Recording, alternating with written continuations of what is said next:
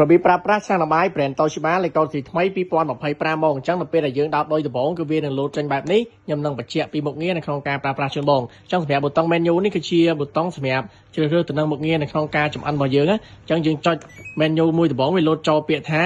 Wai-Rai បងនេះ Wai-Rai នេះគឺជាមុខងារនៅក្នុងការដាំបាយទូទៅអញ្ចឹងវាចំណាយពេលរយៈពេល1ម៉ោងអញ្ចឹងបងចង់ធ្វើការដាំបាយទូទៅយើងចុច menu ចង់ Wai-Rai នោះមកយើងចុច start ទៅនៅវានឹងដំណើរការនៅក្នុងការដាំបាយរបស់យើងហើយបើសិនជាបងថាស្ទើរទឹកឬមួយក៏ស្ទើរអង្គចង់ថែមទៀតគឺយើងអាចចុចពាក្យ cancel បាន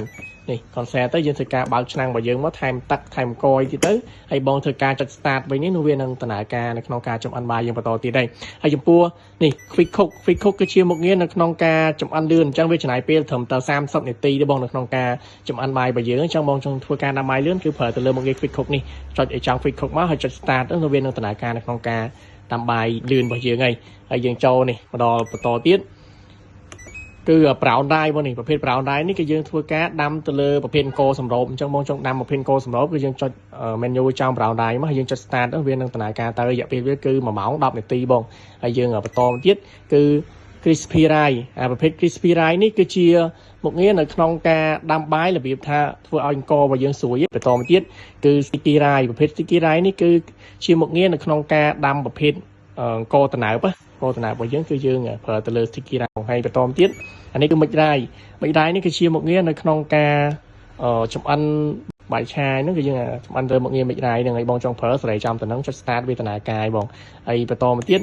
អានេះគឺ stew បងនេះមុខងារ stew នេះគឺជាមុខងារនៅក្នុងការចម្អិនប្រភេទ slaw របស់យើងបងចង់ធ្វើការចម្អិន slaw គឺយើងចុចទៅហ្នឹងមកហើយចុច start វានឹងដំណើរការទៅរយៈពេលវាគឺ2ម៉ោង